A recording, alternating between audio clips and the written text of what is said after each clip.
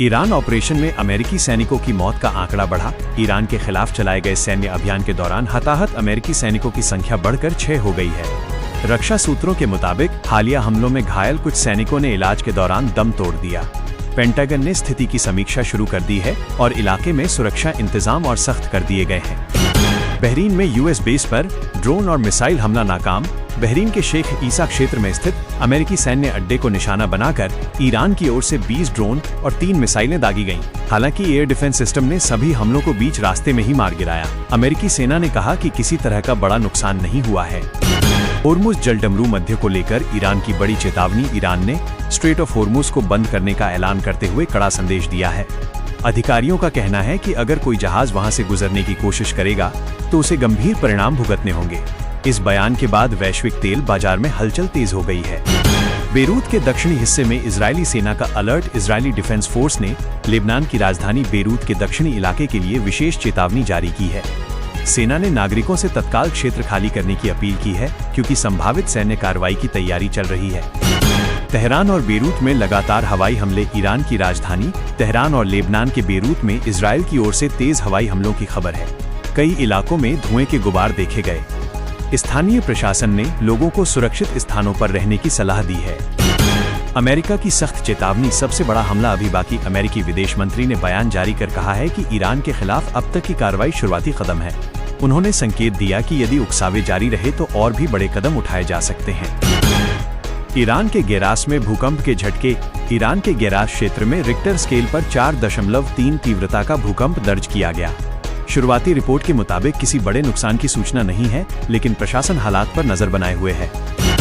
US Israeli हमलों में Iran में भारी जनहानि। अमेरिका और इजरायल की संयुक्त कार्रवाई में ईरान में अब तक 787 लोगों की मौत की खबर सामने आई है। स्थानीय स्वास्थ्य विभाग ने घायलों की संख्या भी काफी अधिक बताई है। न्यूयॉर्क के टाइम्स स्क्वायर में समर्थन रैली। ईरान पर हुए हमलों के समर्थन में न्यूयॉर्क के टाइम्स स्क्वायर में बड़ी रैली निकाली गई। प्रदर्शनकारियों ने अमेरिका के समर्थन में नारे लगाए और सुरक्षा नीति का समर्थन जताया। कतर का बयान पहले दी गई थी चेतावनी। कतर के विदेश मंत्रालय ने स्पष्ट किया है कि ईरानी जेट विमानों को गिराने से पहले आवश्यक चेतावनी जारी की गई थी। मंत्रालय ने इसे आत्मरक्षा का कदम बताया है। तमिलनाडु में गठबंधन वार्ता जारी। तमिलनाडु कांग्रेस प्रमुख ने बयान दिया है कि डीएमके के साथ चुनावी गठबंधन को लेकर बातचीत आगे बढ़ रही है। दोनों दल रणनीति पर मंथन कर रहे हैं। फांसी घर मेमोरियल केस में केजरीवाल तलब। दिल्ली के मुख्यमंत्री अरविंद केजरीवाल 6 मार्च को विधानसभा की प्रिविलेज कमेटी के सामने पेश होंगे। मामला फांसी घर मेमोरियल से जुड़े विवाद का है। भारत ने बढ़ाई एयर कैपेबिलिटी। ईरान इजरायल तनाव के बीच भारत सरकार ने अपनी वायु रक्षा क्षमता को मजबूत करने की घोषणा की है। सुरक्षा एजेंसियां संभावित खतरों को ध्यान में रखते हुए तैयारी कर रही हैं। साइप्रस को फ्रांस देगा रक्षा प्रणाली। फ्रांस ने साइप्रस को एंटी मिसाइल और एंटी ड्रोन सिस्टम भेजने का फैसला किया है। ये कदम क्षेत्रीय तनाव के मद्देनजर उठाया गया है। कराची हिंसा पर अमेरिका का खुलासा। अमेरिका ने दावा किया है कि कराची में हुए हिंसक प्रदर्शन के दौरान मरीन बलों ने जवाबी कार्रवाई की थी। इस बयान के बाद नई बहस छिड़ गई है। कुवैत में अमेरिकी दूतावास अस्थायी रूप से बंद। ईरानी हमलों के बीच सुरक्षा कारणों से कुवैत स्थित अमेरिकी दूतावास को अस्थायी रूप से बंद कर दिया गया है। नागरिकों को सतर्क रहने की सलाह दी गई है।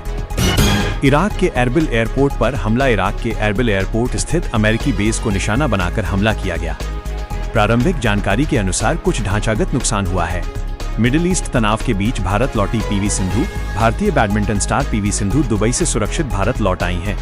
क्षेत्र में बढ़ते संघर्ष के कारण वे कुछ समय तक विदेश में फंसी हुई थीं।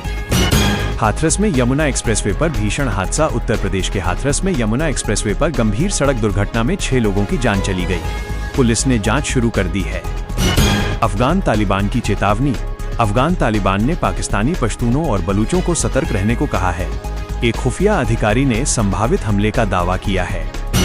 पाकिस्तान पर तालिबान का कड़ा रुख। तालिबान की ओर से पाकिस्तान के खिलाफ तीखा बयान सामने आया है, जिससे दोनों पक्षों के रिश्तों में तनाव बढ़ने की आशंका है। देख रहे हैं टॉप खबर, जो तेज खबरों के लिए जानी जाती है। देखते रहिए टॉप खबर।